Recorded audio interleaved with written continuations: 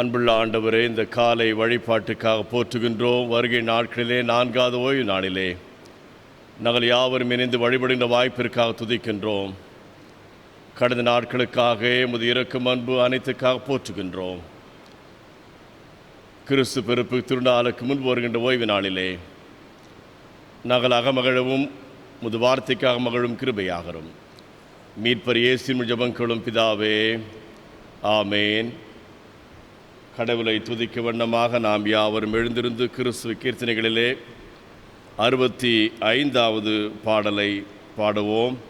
பதிவு செய்யப்பட்ட பாடல் ஒலிபரப்பப்படும். கீர்த்தனை எண் 65.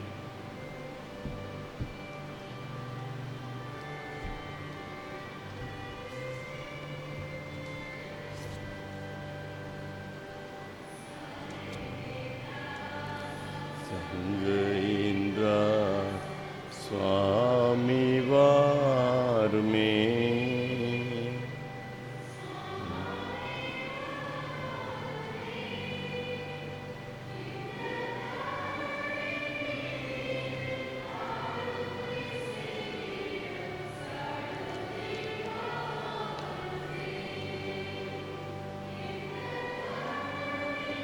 இதனில் ஆளுகை செய்திட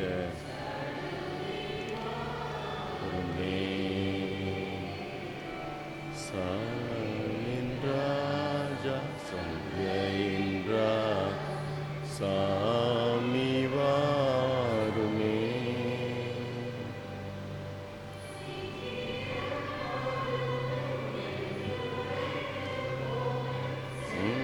குமாரனே வருவோம் என்றுரைத்து போன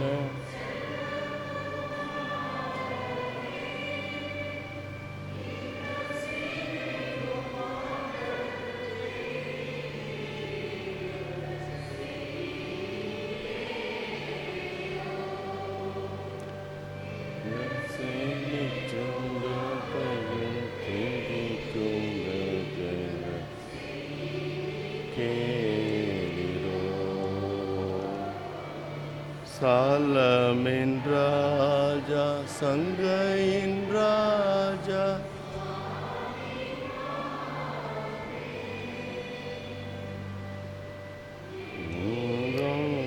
உம்மை அண்ணாந்து பார்த்து கண் பூத்து போகுதே.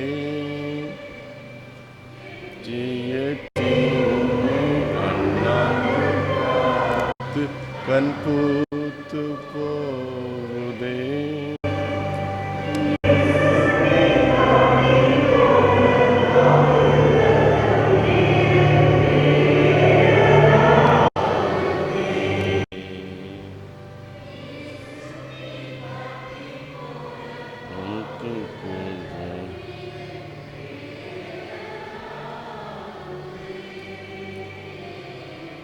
சாலமின் ராஜா சங்கையின் ராஜா வாருமே. எருசலம் பட்டினம் உம்மை நாடி தேடுவே. எருசலேம் நாடி தேடுதேன். இந்த நானிலத்திலுள்ள ஜீவ பிராணி தேடி வாருதே.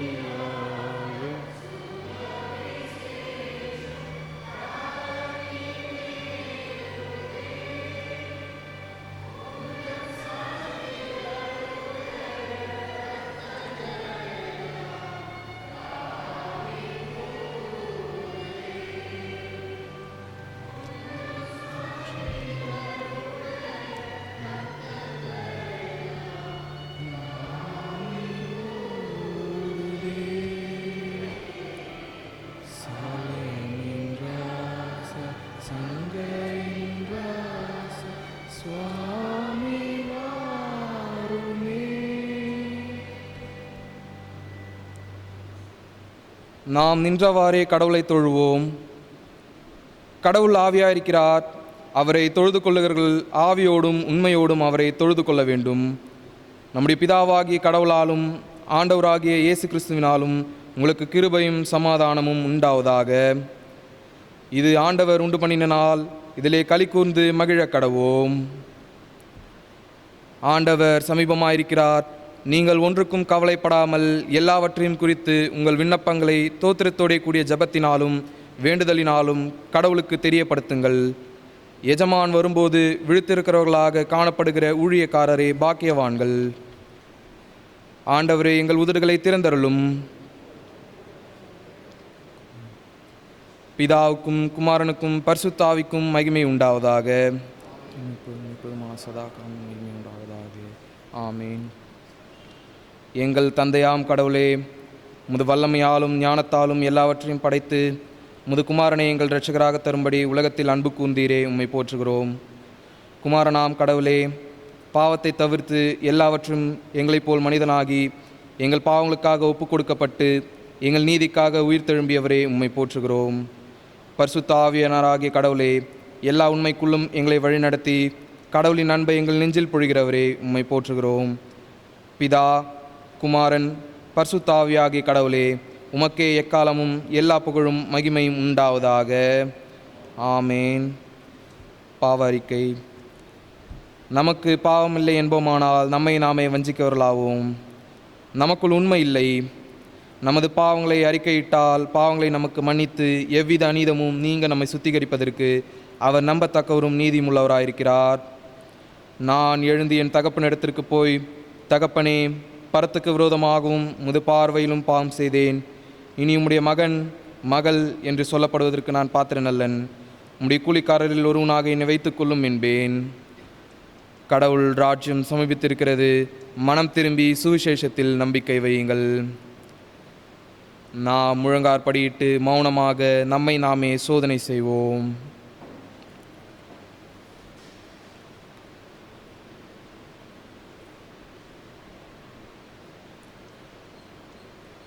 சர்வ வல்லமையுள்ள கடவுளிடத்தில் நாம் நமது பாவங்களை தாழ்மையோடு அறிக்கையிடுவோம்.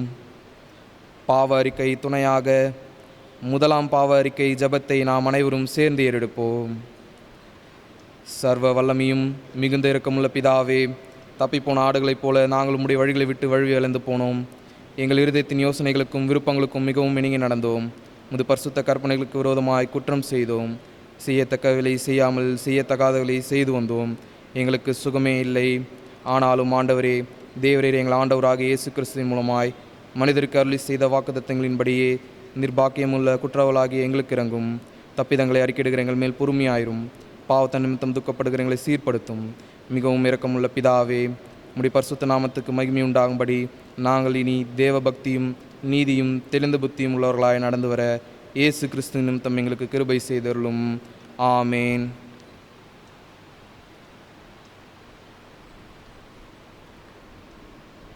சர்வ வல்லமையும் இந்திருக்குமுள்ள ஆண்டவர் மன்னிப்பையும் பாவ நிவர்த்தியும் கட்டளையிட்டருளி வாழ்க்கை சீர்படுத்துவதற்கான காலத்தையும் தமது பசுத்த ஆவின் கிருபையும் தேத்திலும் தந்துள்ளுவாராக. ஆமேன். ஆண்டவரை துதியுங்கள். திருமறை பாடம் வாசிக்க கேட்போம்.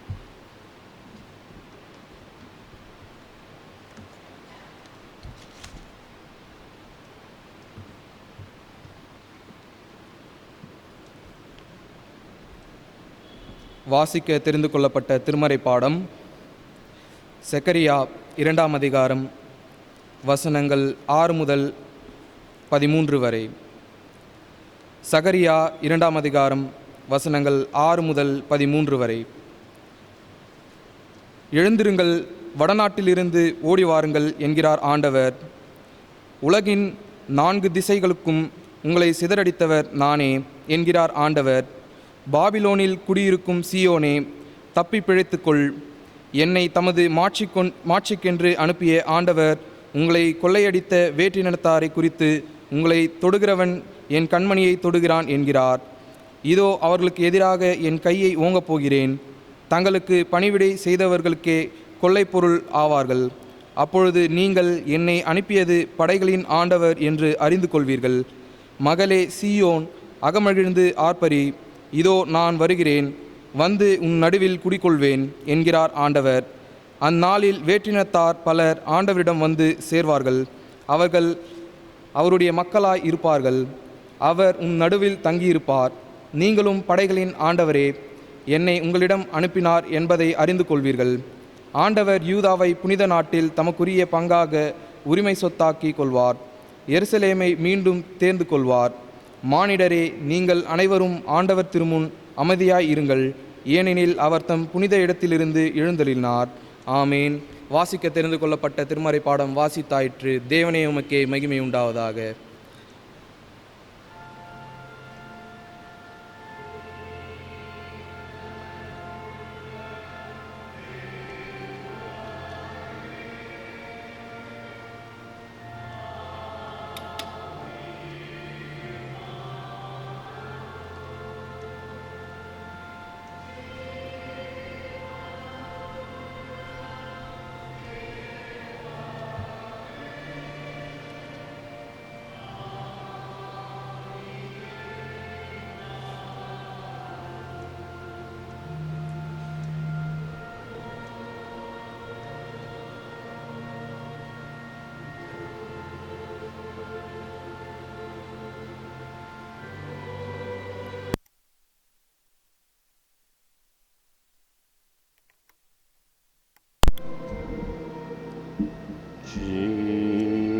ஜீவனுள்ள தேவனே, ஆவியே வாரும்.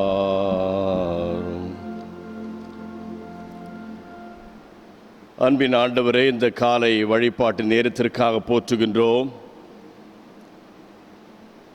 ஆண்டவர் அருகில் இருக்கிற நேரத்திலே நாங்கள் மகிழக்கூடிய வாய்ப்பை கூடுவதை நாங்கள் உணர்கின்றோம். நீருவது திருவார்த்தின் வழியாக எங்கள் இருப்பதற்காக மகிழ்ச்சி அடைகின்றோம். திருவார்த்தை வழியாக மகிழவும் சாட்சி பகரும் கிருபையாகரும் மீட்பர் இயேசுவின் ஜெபங்களும் பிதாவே, ஆமென். ஆண்டவராக இயேசு கிறிஸ்துடைய திருப்பெயரில் உங்களை வாழ்த்துவதிலே மகிழ்ச்சி அடைகின்றோம். 4வது ஞாயிற்றுக்கிழமை வருகை நாட்களிலே நாம் தொடர்ந்து சிந்திக்கின்ற செம்பொருள், rejoice the Lord is near. அக மகிழ்வு, ஆண்டவர் நம் அருகில். கார்டினல் நியூமேன் என்கின்ற பரிசுத்தவான் சொல்லுகின்றார், கடவுளின் எண்ணம் என்ற ஒரு நிலை இருக்கிறதே, the very thought of God and nothing short of it is the happiness of man. அதை விட ஒன்றுமே கிடையாது. கடவுளை பற்றி இருக்கிற ஒரு சிந்தனை இருக்கிறதே, அதை விட ஒன்றுமே கிடையாது நமது மகிழ்ச்சிக்கு. அந்த ஒரு சிந்தனை மாத்திரம் இருந்தாலே போதும், நாம் என்றுமே மகிழ்ச்சியோடு இருக்க வாய்ப்புகள் இருக்கிறது. ஒரு அழகான ஒரு வார்த்தை இவை. நாம் மகிழ்ச்சியோடு இருப்பதற்கும், நாம் கடவுளை புரிந்து கொள்வதற்கும், நமது ஆன்மீகத்தை உணர்வதற்கும் இவ்விதமான பரிசுத்தவான்கள் நமக்கு வசனத்தை எல்லாம் நாம் புரிந்து கொள்ள தங்கள் வார்த்தைகளை பயன்படுத்தியிருக்கிறார்கள். கடவுள் என்ற ஒரு எண்ணம் நமது உள்ளத்தில் இருக்கின்ற பொழுது மகிழ்ச்சிக்கு குறையே இல்லை. ஒரு அழகான ஒரு சிந்தனையை முன்வைத்திருக்கிறார். இந்த நாளிலே கிறிஸ்து பிறப்புக்கு முந்தின ஞாயிற்றுக்கிழமையிலே நமது சிந்தனையானது மகிழ்ச்சி குறித்திருக்க நமக்கு வழங்கப்பட்டிருக்கிறது. அக மகிழ்வு, ஆண்டவர் நம் அருகில். 3 நிலையிலே நாம் தொடர்ந்து 3 திருமறை பகுதியை மையப்படுத்தி நாம் இந்த செம்பொருளை தியானிக்க முயற்சிக்கலாம். முதலாவதாக, மகிழ்ச்சியை உருவாக்கும் கடவுள். கடவுள் மகிழ்ச்சியை நமக்கு உருவாக்குகின்றார். 2வது, மகிழ்ச்சிக்கு வழிகாட்டும் பணியாளர்கள், திருப்பணியாளர்கள். 3வது, மகிழ்ச்சியை உணர்த்தும் கடவுள். உருவாக்கும் கடவுள், வழிகாட்டும் பணியாளர்கள், உணர்த்தும் கடவுள். வாசிக்கப்பட்ட திருமறை பகுதியிலே நாம் பார்க்கின்றோம், சகரியாவினுடைய வார்த்தை 2ஆம் அதிகாரம் 10ஆம் வசனத்திலே, மகளே சீயோன் அகமகிழ்ந்து ஆர்ப்பரி, இதோ நான் வருகிறேன், வந்து உன் நடுவில் குடிகொள்வேன், உன்னோடு இருப்பேன் என்று ஒரு பெரிய மகிழ்ச்சியான வார்த்தையை சொல்லுகின்றார். இஸ்ரேல் மக்களுக்கு அந்த எருசலேம் ஆலயம் கட்டப்பட்ட பிறகு அந்த எருசலேம் ஆலயத்தை சுற்றியே அவருடைய எண்ணங்கள், ஆன்மீகம் அமர்ந்திருந்தது. எகிப்திலே வாழ்ந்த பொழுது அவர்கள் தனித்தனியான சிந்தனையிலே வாழ்ந்தார்கள். மோசே காலத்திலே ஒருங்கிணைக்கப்பட்டார்கள். தாவீது காலத்திலே ஆட்சியானது தங்கள் சொந்த நாட்டிலே நிலைப்பட்டது. சாலமோன் காலத்திலே ஆலயம் கட்டப்பட்டது. அந்த ஆலயத்தை வைத்து தங்கள் ஆன்மீகத்தை வளர்த்தார்கள். அந்த ஆலயத்தை விட்டு விலகி அந்நிய நாட்டுக்கு போய்விட்ட பிறகு அவர்கள் பலனற்றிருந்தார்கள். இப்பொழுது கடவுள் சொல்கிறார், உங்கள் நடுவில் இருப்பேன். இந்த வார்த்தையை சகரியா சொல்லுகின்ற பொழுது இஸ்ரேல் மக்கள் அடிமைகளாக பாபிலோன் நாட்டிலே 1200 கிலோமீட்டர் தூரம் இருக்கின்ற எருசலேமிலிருந்து ஏறக்குறைய 1200 கிலோமீட்டர் இருக்கின்ற ஈராக் நாடு, அந்த ஈராக் நாட்டில் இருக்கின்ற ஈரான் பகுதி அனைத்தும் சேர்ந்துதான் ஒரே பகுதியாக பாரசீகமாக கருதப்பட்டது. அங்கே இருக்கின்ற பாபிலோன் என்ற இடத்திலே அடிமைகளாக இருக்கிறார்கள். சகரியா 2ஆம் அதிகாரம் 7ஆம் வசனம், சகரியா 2:7, பாபிலோனில் குடியிருக்கும் சியோனே தப்பி பிழைத்துக்கொள். சகரியா ஒரு ஆசாரி குடும்பத்திலே பிறந்தவர். அவர் பாபிலோன் நாட்டிலேயே பிறந்திருக்கிறார். பிறகு அவர்கள் விடுவிக்கப்பட்டு தாய் நாட்டுக்கு வருகின்ற பொழுது அவரும் இந்த யூதாவுக்கு திரும்பி வந்த கூட்டத்திலே ஒருவராக இருக்கின்றார். ஆசாரிய குடும்பம் 2வது இறைவாக்குரைக்கின்ற ஒரு வாய்ப்பும் அவர் கடவுள் கொடுத்திருந்தார். இப்பொழுது மக்கள் பாபிலோனில் இருக்கிறார்கள். கிறிஸ்துக்கு முன்பு 597 ஆண்டுகள், 538ஆம் ஆண்டிலே தான் அவர்கள் விடுவிக்கப்பட்டு இங்கு வருகிறார்கள், யூதாவுக்கு வருகிறார்கள். ஏறக்குறைய 60 ஆண்டுகள் அடிமைகளாக இருக்கிறார்கள். 2 சந்ததிகள் மேல் அங்கு உருவாகிவிட்டது. அந்நிய நாட்டிலே அவர்கள் வேதனையோடு வாழ்கிறார்கள். சரியான உணவு இல்லை, உழைப்பு இல்லை, எல்லா நிலையிலும் அடிமைப்படுத்தப்பட்டார்கள், உரிமைகள் பறிக்கப்பட்டன. இது ஒரு அரசியல் அடிமைத்தனம் மட்டுமல்ல, பொருளாதார அடிமைத்தனம், சமூக அடிமைத்தனம். 3 வகையான அடிமைத்தனத்தை பார்க்கிறோம். அரசன், இன்னொரு நாட்டு அரசன். பணம் இல்லை, எனவே பொருளாதார அடிமைத்தனம். அரசன், வேற்று அரசன், அரசியல் அடிமைத்தனம். உரிமைகள் பறிக்கப்பட்டிருக்கிறது. சமுதாயத்திலே இவர்கள் பிரித்து பார்க்கப்பட்டார்கள். சமூக அடிமைத்தனம் இருக்கிறது. அவர்கள் வேதனையோடு வாழ்கின்ற பொழுது கடவுள் இப்பொழுது சொல்லுகின்றார், நீங்கள் இப்பொழுது கூட்டி சேர்க்கப்படுவீர்கள். சகரியா 2:6ஆம் வசனத்திலே, எழுந்திருங்கள், வடநாட்டிலிருந்து ஓடி வாருங்கள் என்கிறார் ஆண்டவர். உலகின் 4 திசைகளுக்கும் உங்களை சிதறடித்தவர் நானே. எரேமியா 1ஆம் அதிகாரத்திலும் ஏசாயா 43ஆம் அதிகாரத்திலும் அடிமைத்தனத்தை குறித்தும் விடுதலை குறித்தும் ஏற்கனவே அவர்களுக்கு உரைக்கப்பட்டிருக்கிறது. எரேமியாவுக்கு பிறகு பல ஆண்டுகள் பிறகு வருகின்ற சகரியா காலத்திலே கடவுள் சொல்கின்றார், வடநாட்டிலிருந்து ஓடி வாருங்கள். இஸ்ரேலுக்கு வடநாடு இந்த பாபிலோன் பகுதி, இஸ்ரேலுக்கு வடக்கு இருக்கின்ற பகுதி பாபிலோன் பகுதி. சியோனே தப்பித்து பிழைத்துக்கொள் என்று சொல்லிவிட்டு கடவுள் ஒரு பெரிய நம்பிக்கை கொடுக்கின்றார். இதன் மூலமாக அவர்களுக்கு அடிமைத்தனத்தை மறந்து மகிழ்ச்சி உருவாக்குகின்றார் கடவுள்.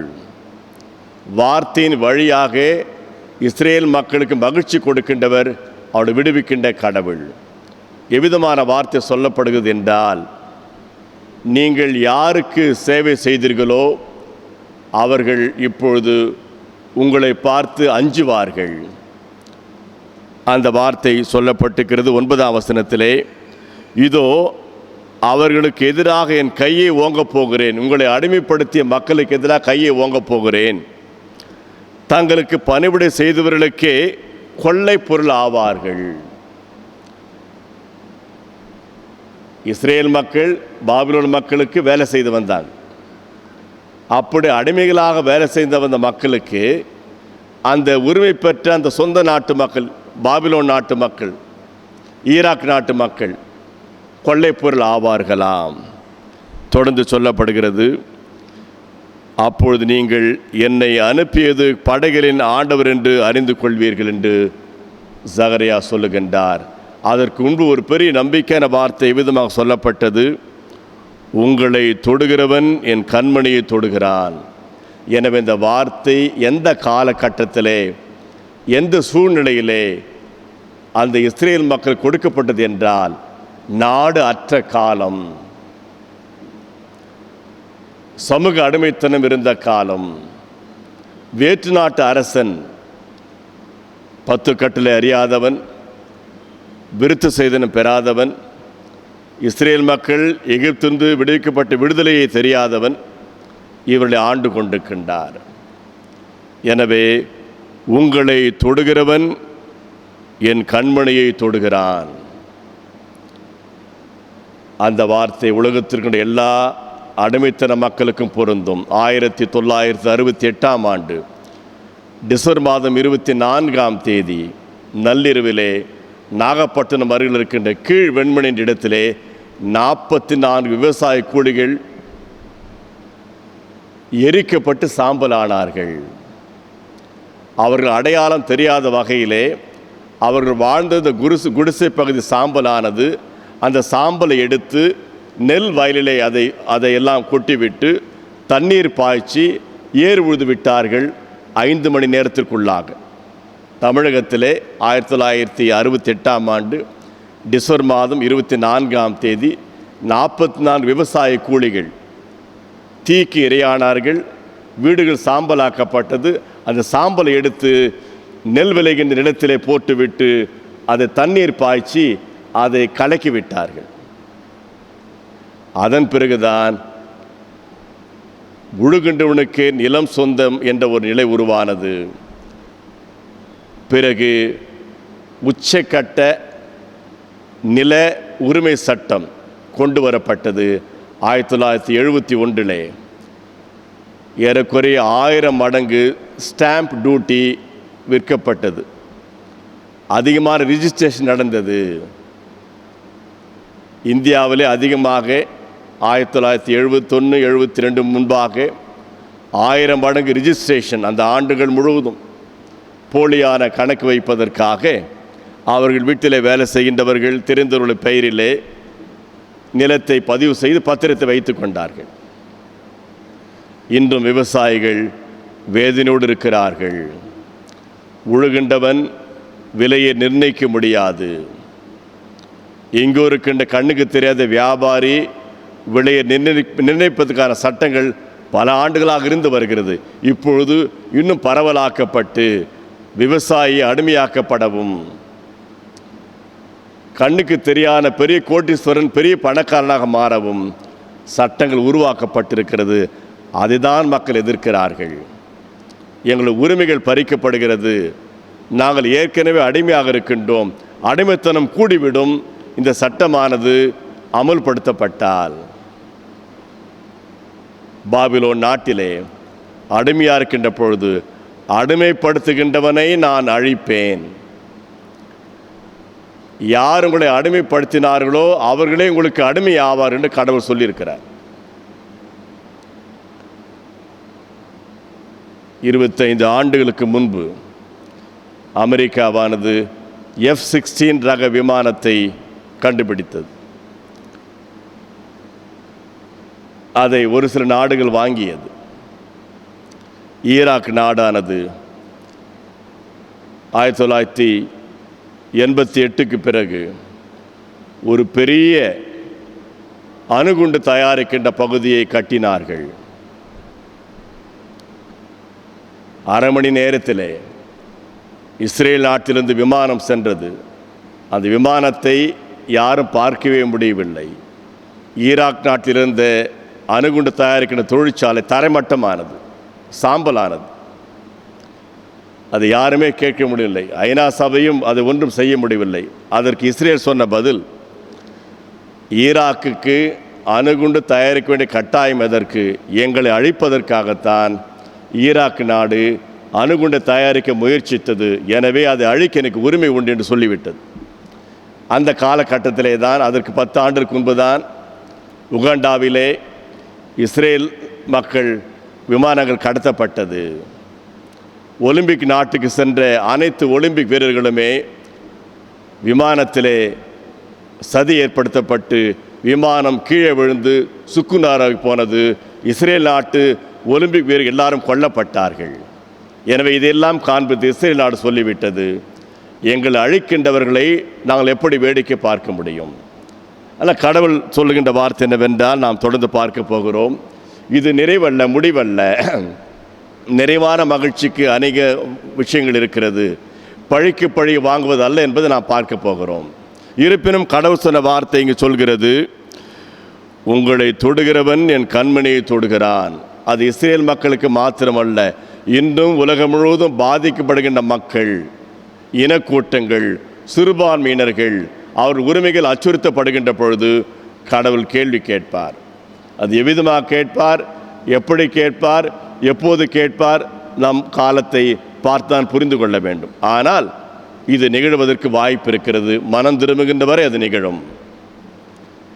இந்த ஒரு வார்த்தையை கடவுள் சொல்லி அவளை ஊக்குவிப்பதை பார்க்கின்றோம்.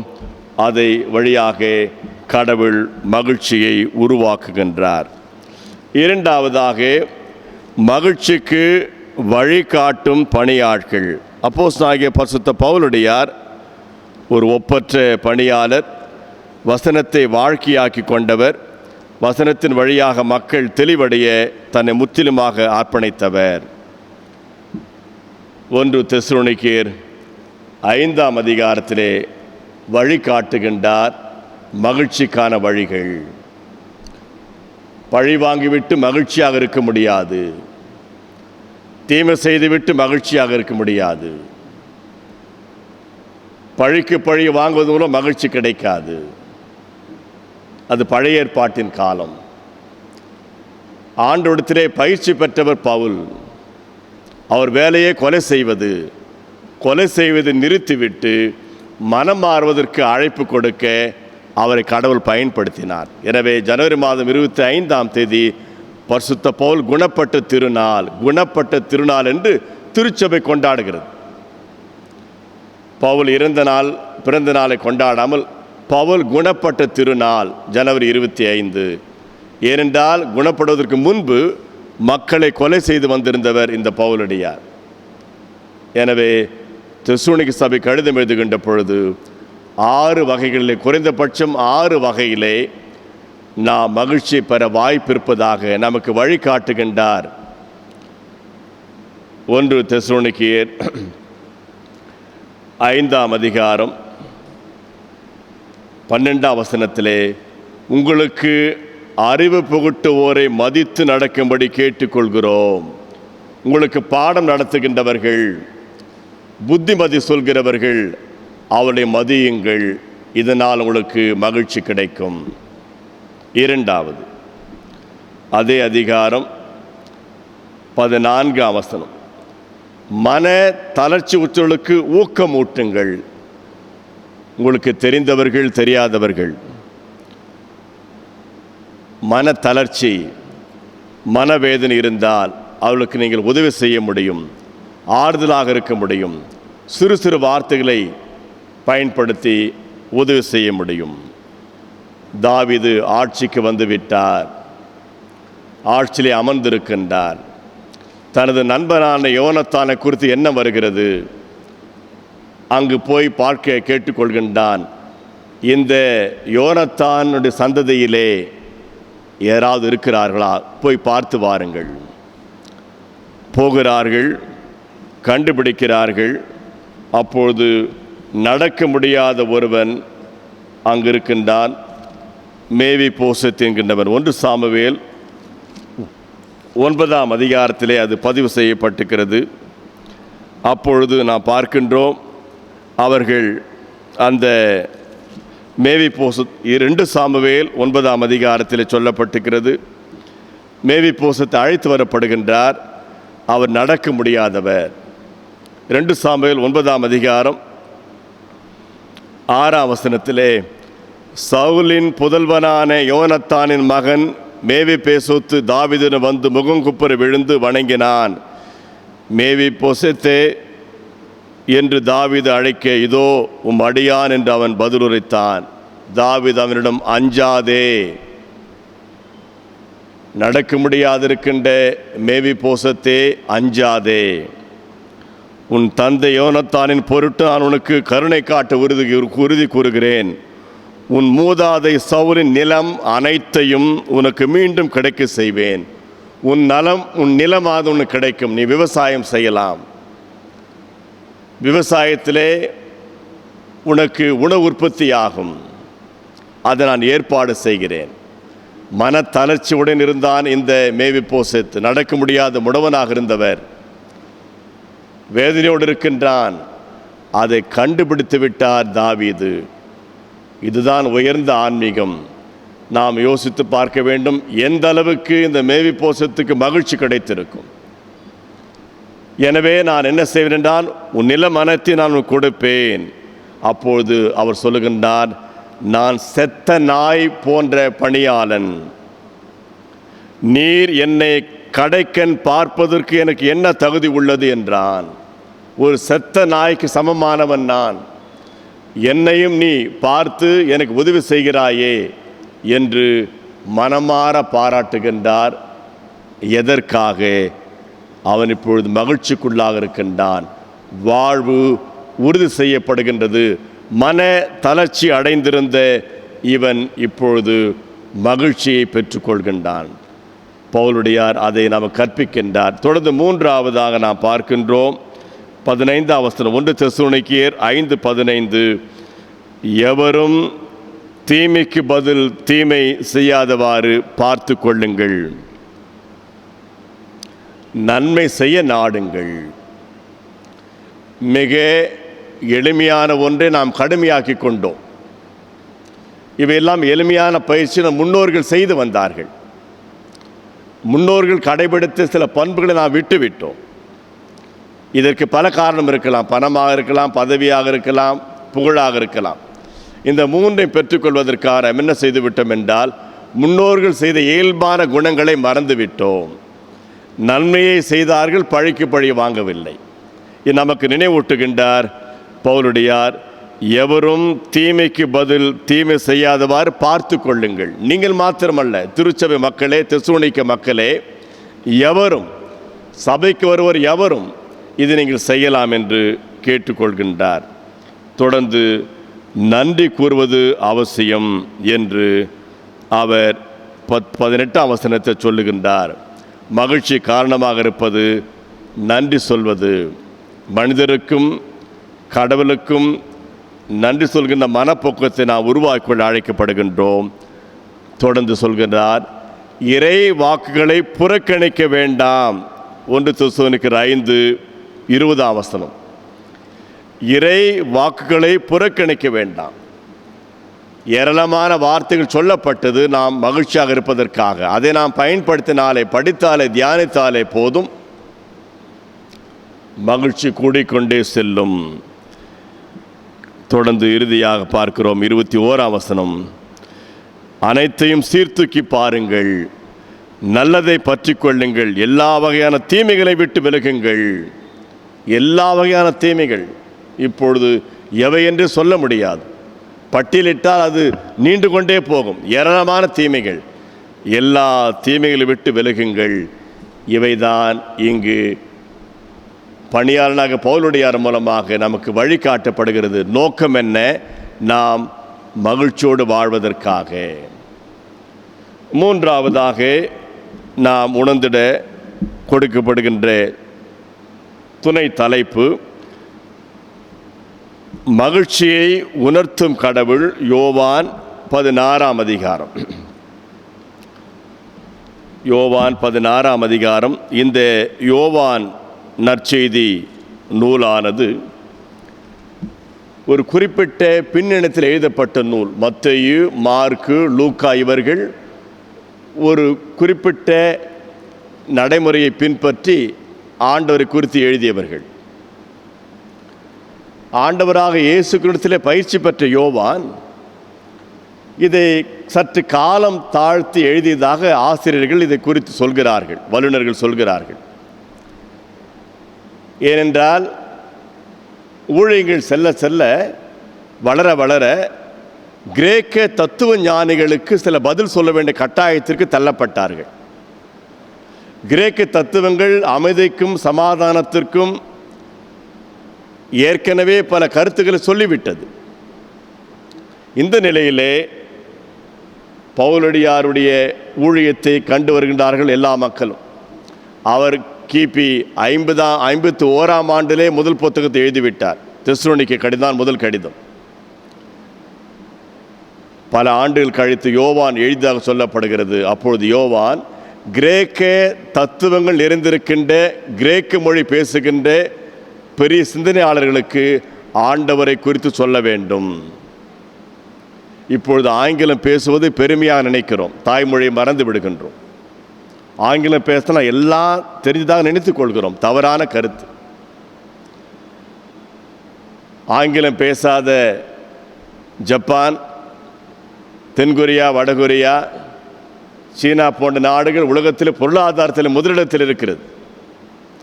அதே போன்று இத்தாலியும் ஜெர்மனியும் பிரான்ஸும் ஆங்கிலம் பேசாத நாடுகள். ஆங்கிலம் பேசினால் பெருமையோடு நினைக்கின்றோம். அது ஒரு வகையான மொழி தான், அது நாம் கற்றுக்கொள்ள தவறு இல்லை. அதுதான் உயர்ந்தது என்பது அல்ல. 1ஆம் நூற்றாண்டிலே கிரேக்கம் பேசினால்தான் மதிப்பார்கள். கிரேக்கர்களுக்கு வரவேற்பு உண்டு. அவர்கள் அனைத்தையும் கற்றதாக நம்பப்பட்டது.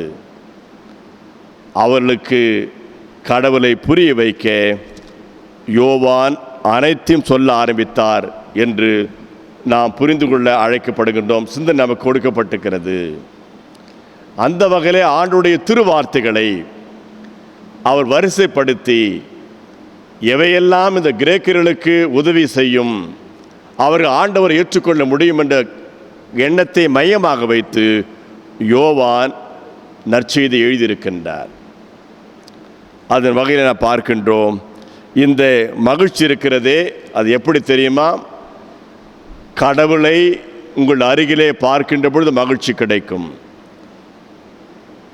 ஏதேன்ஸ் பட்டணத்திலே நாம் பார்க்கின்றோம். அத்தேனை பட்டம் என்று மொழிபெயர்க்கப்பட்டிருக்கிறது. அது கிரேக்க நாடு. கொரிந்து பட்டணம் ஒரு பெரிய மேடை. அந்த மேடையிலே தத்துவ ஞானிகள் பேசுவதற்கு வாய்ப்பு கொடுக்கப்படும். அவர்கள் பொழுதுபோக்கே பெரிய சிந்தனையாளரை பேச வைத்துவிட்டு மகிழ்ச்சி அடைவார்கள். ஒரு பெரிய சிந்தனையாளர் வந்துவிட்டால் அவர் இருந்தாலே அவருக்கு சந்தோஷம்.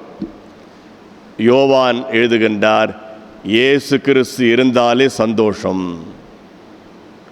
மகிழ்ச்சி. நீங்கள் தத்துவ ஞானிகள் உங்கள் மத்தியில் இருந்தால் மகிழ்ச்சி கிடைப்பதாக எண்ணுகிறீர்கள். நாங்கள் உணர்ந்திருக்கின்றோம். எப்படி மகிழ்ச்சி கிடைக்கிறது என்றால், இயேசு கிறிஸ்துவை நீங்கள் காணுகின்ற பொழுது மகிழ்ச்சி கிடைக்கும். இதை நாங்கள் அனுபவத்திருக்கின்றோம் என்ற வகையிலே யோவான் எழுதி அவளுக்கு புரிய வைக்கின்றார். ஆண்டவருடைய வார்த்தைகளை தான் அவர் பயன்படுத்துகின்றார். ஆண்டவர் சொன்னதையே பயன்படுத்துகின்றார். ஒருவேளை மத்தேயு, மார்க்கு, லூக்கா மூவரும் இதை எழுத மறந்திருக்கலாம். அவளுக்கு முக்கியமானதாக தெரியாமல் இருந்திருக்கும். இவருக்கு அது அவசியமாகப்படுகிறது. எனவே அதை எழுத ஆரம்பிக்கின்றார்.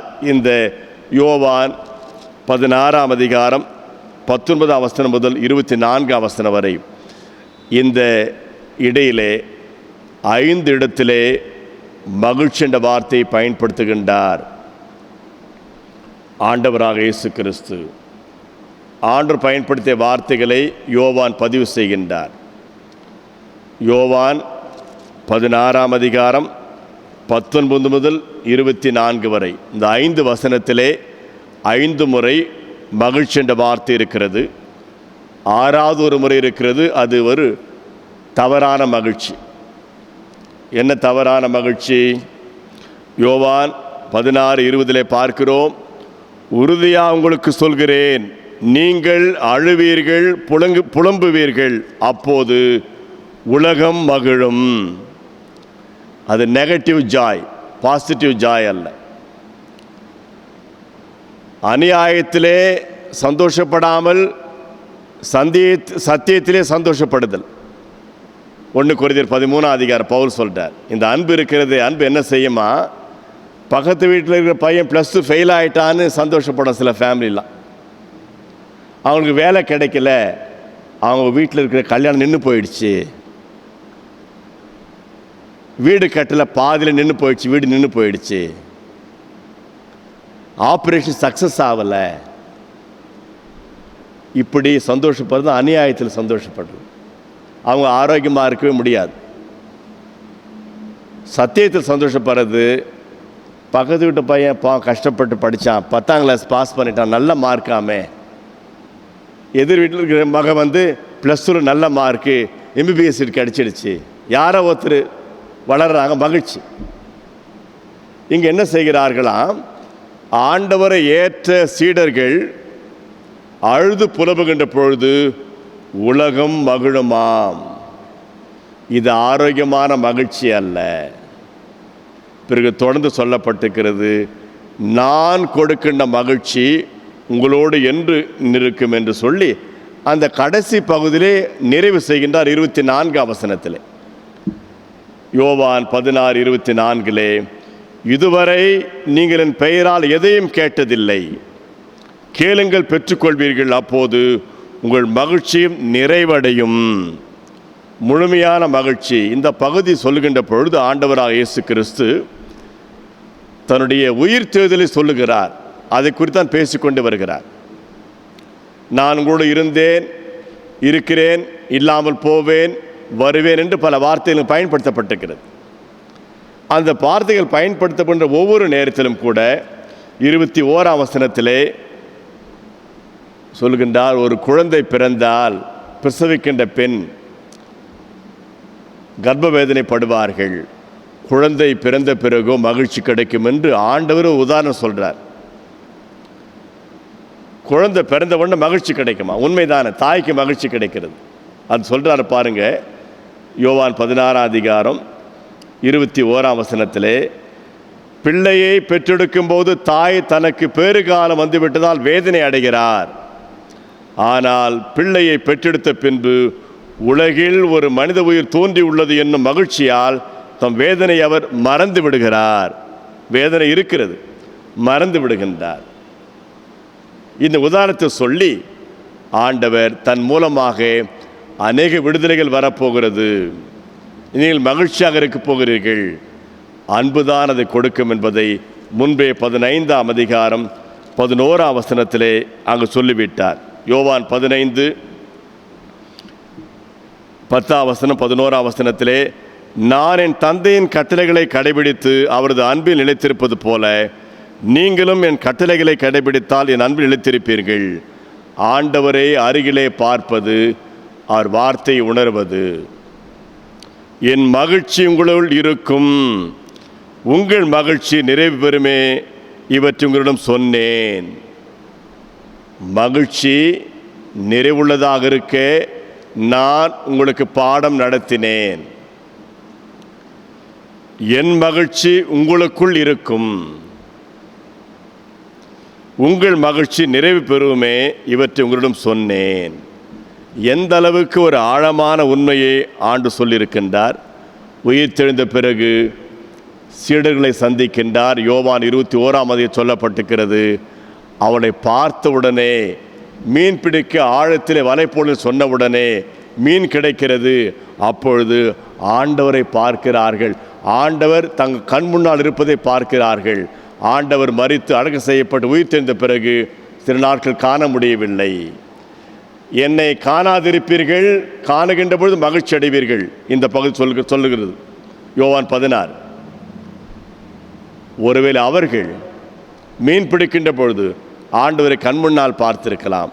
நாம் தினம் தினம் அவர் வசனத்தை பார்க்கின்ற பொழுது அவரை நாம் பார்த்து கொண்டே இருக்கின்றோம். நமது உள்ளத்திலே உயிர்த்தெழுகின்றார், நாம் மகிழ்ச்சி அடைகின்றோம். யோவான் 21 நாம் பார்க்கின்றோம், அதிக மீன்கள் கிடைத்து விட்டதினாலே 7 சொல்கிறது, 21:7 யோவானிலே, இயேசுவின் அன்பு சீடர் அதை கண்டு பேதுருவிடம், அங்கு நிற்பவர் ஆண்டவர் தாம் என்றார். அதுதான் மகிழ்ச்சி. நாம் ஆண்டவருக்கு சாட்சியாக இருக்கின்ற பொழுது ஆண்டவரை உணர நமக்கு வாய்ப்புகள் கொடுக்கப்படுகிறது. வாய்ப்புகள் கொடுக்கின்ற பொழுதே அவர்தான் ஆண்டவர். மகிழ்ச்சி கொடுக்கின்றவர், அன்பை கொடுக்கின்றவர். அவருடைய பணியாளர்கள் நாம் தீமை செய்யாமல் இருக்க ஆலோசனை கொடுத்திருக்கிறார்கள். நமது கண்மினை ஒருவர் தொட்டால் கடவுள் கேள்வி கேட்பார்.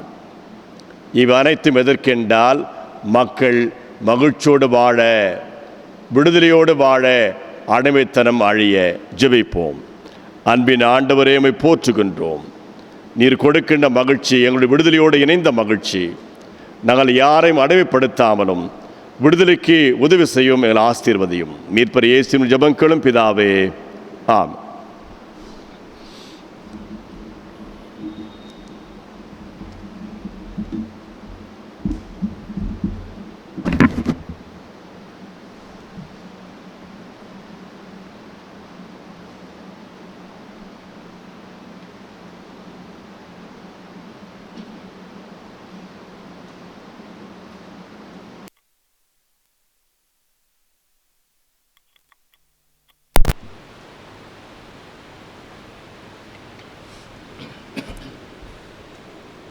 நாம் அனைவரும் எழுந்து நின்று அப்போஸ்தலர் விசுவாச பிரமாணத்தை சேர்ந்து ஏறெடுப்போம்.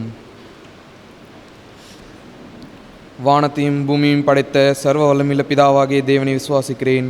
அவருடைய ஒரே குமாரனாகிய நம்முடைய நாதர் இயேசு கிறிஸ்துவை விசுவாசிக்கிறேன். அவர் பரிசுத்த ஆவியினாலே கன்னிமரியாள் இடத்தில் உற்பத்தி பிறந்தார். பொந்திய பிலாத்தின் காலத்தில் பாடுபட்டு சிலுவையில் அறையுண்டு மரித்து அடக்கம் பண்ணப்பட்டு பாதாளத்தில் இறங்கினார். 3ஆம் நாள் மரித்தோரிடத்திலிருந்து எழுந்தருளினார். பரமண்டலத்துக்கு ஏறி சர்வ வல்லமையுள்ள பிதாவாகி தேவனுடைய வலது பரிசுத்தலை வீற்றிருக்கிறார். அவ்விடத்திலிருந்து உயிருள்ளோரையும் மரித்தோரையும் நியாயம் தீர்க்க வருவார். பரிசுத்த ஆவியை விசுவாசிக்கிறேன். பொதுவாக இருக்கிற பரிசுத்த சபையும் பரிசுத்தவான்களுடைய ஐக்கியமும் பாவ மன்னிப்பும் சரீரம் உயிர்த்தெழுதலும் நித்திய ஜீவனும் உண்டென்று விசுவாசிக்கிறேன். ஆமேன். அமருவோம்.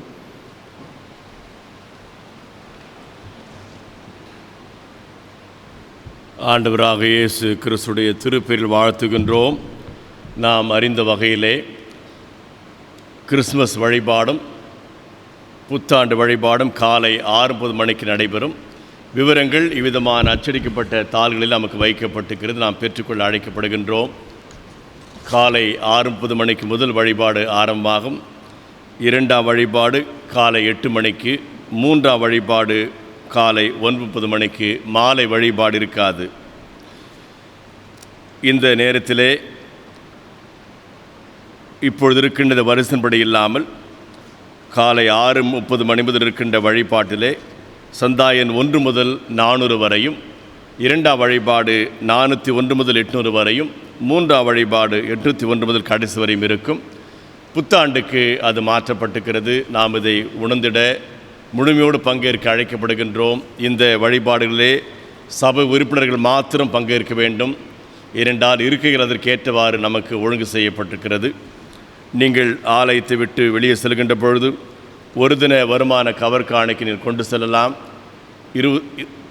வருடத்தின் முதல் நாள் 1ஆம் தேதி காலை வழிபாட்டிலே இந்த ஒரு தின வருமான கவர் காணிக்கை படைக்க நாம் யாவரும் நினைப்பூட்டப்படுகின்றோம். கேலண்டரானது எல்லாருக்கும் வழங்கப்படுகிறது. நீங்கள் ஆலயத்தில் வருகின்ற பொழுதே உங்கள் சந்தாயனை கூறியவுடன் உங்களுக்கு கேலண்டரை வழங்குவார்கள்.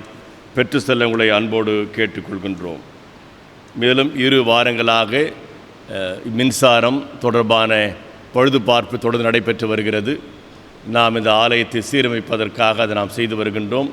இதற்காக உதவி செய்ய விரும்புகின்றவர் நீங்கள் உதவி செய்ய அழைக்கப்படுகின்றீர்கள். வருகின்ற 23ஆம் தேதி சித்தூர் மாவட்டம் நகரி மேற்கு குருசேகரத்திற்கின்ற முடிப்பள்ளி என்ற கிராமத்திலே கட்டப்பட்ட ஆலயம் பிரதிஷ்டை செய்யப்படுகிறது. வருகின்ற 23ஆம் தேதி புதன்கிழமை மாலை 4 மணிக்கு. இதிலே 65 வயதுக்கு உட்பட்டவர்கள், 10 வயதுக்கு மேற்பட்டவர் பங்கேற்க வாய்ப்பு இருக்கிறது. நீங்கள் விருப்பமுள்ளவர்கள் உங்கள் பெயர்களை நீங்கள் வெளியே செல்கின்ற பொழுது அங்கு நோட்டு புத்தலை சொன்னால் எழுதி கொள்வார்கள். சரியாக காலை நாம் 10 மணிக்கு வேன் மூலமாக செல்ல இருக்கின்றோம். நமது ஆலயத்தின் மூலமாக 30 லட்சம் ரூபாய் செலவிலே அந்த ஆலயம் கட்டப்பட்டு வருகிறது. அது ஏற்கனவே 90% கட்டப்பட்டு முடிந்து விட்டது.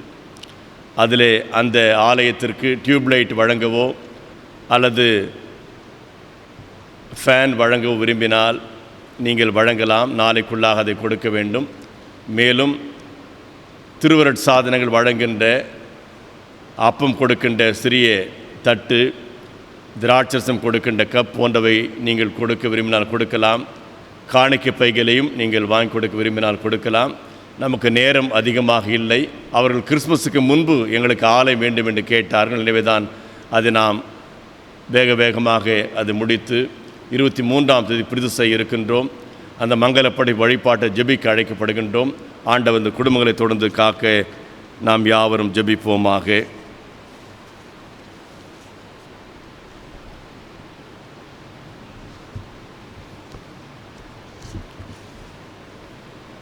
திருமண அறிக்கை. நமது சபையைச் சேர்ந்த திரு ஜான் பிரபுதாசன், திருமதி விக்டோரியா விஜயகுமாரி அவர்களின் குமாரத்தி செல்வி சிபோரா எஸ்ஸேர் கண்மணி அவர்களும், தெரிந்த திருச்சபை கோயம்புத்தூர் பேராயம் சேர்ந்த அருள் பிரகாஷ், திருமதி சாந்தா அவர்களுடைய குமாரன் செல்வன் ஃபெலிக்ஸ் பிரகாஷ் அவர்களும் திருமணத்தில் ஒன்றாக இணைக்கப்பட்டிருக்கிற சபையாருக்கு அறிவிக்கிறோம். இவர்கள் இந்த பரிசுத்த விவாகத்தில் இணைக்கக்கூடாதபடி நியாயமான தடையோ காரணம் ஒன்று அறிந்திருந்தால் அதை சபை போதற்கு எழுத்து மூலம் அறிவித்தல் வேண்டும். இது இவர்களுக்கு முதலாம் அறிக்கை. ஜெபிப்போம். அன்பின் ஆண்டவரே, துதிக்கின்றோம். திருமண வாழ்க்கையிலே இணைக்க போகின்ற பிள்ளைகளை கரத்திலே கொடுக்கிறோம். உமது அன்பினால் இடைக்கட்டு கெஞ்சுகின்றோம். மகளை பெற்றெடுத்து வளர்த்து தன் கடமை செய்கின்ற பெற்றோரை நீர் வழிநடத்த கெஞ்சுகின்றோம்.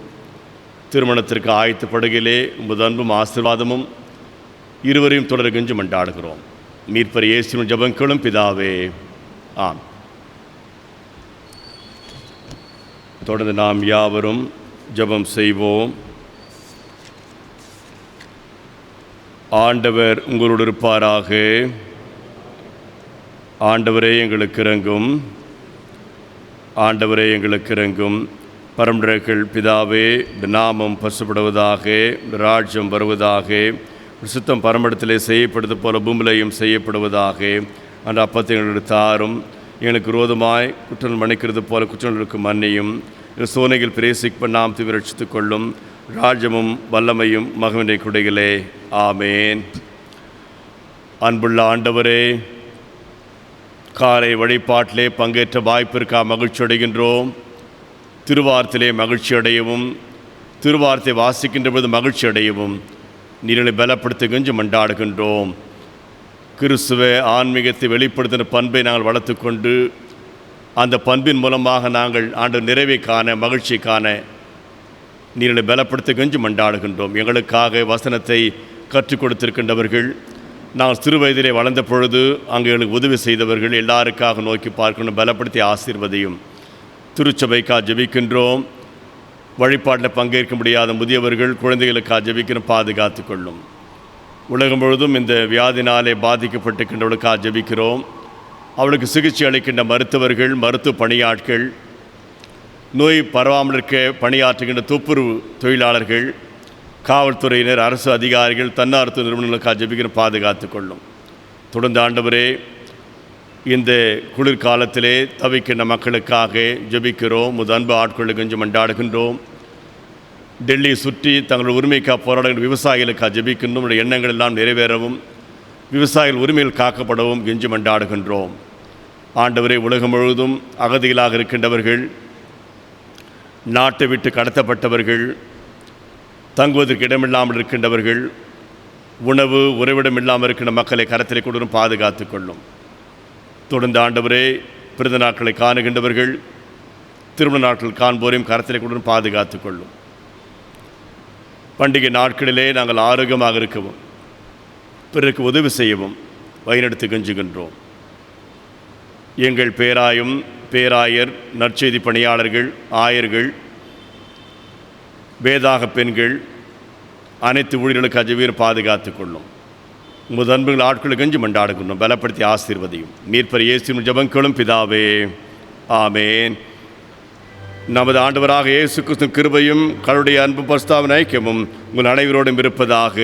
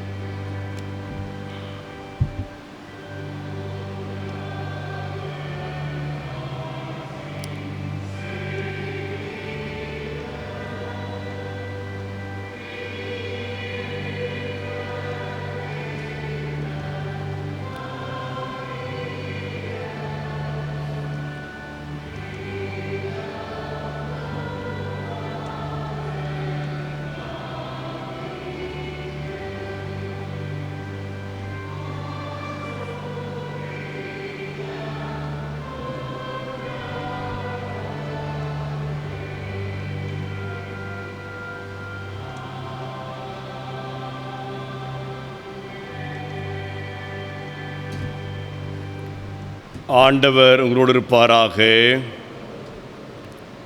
சமாதானத்தோடே போய் வர கடவோம்.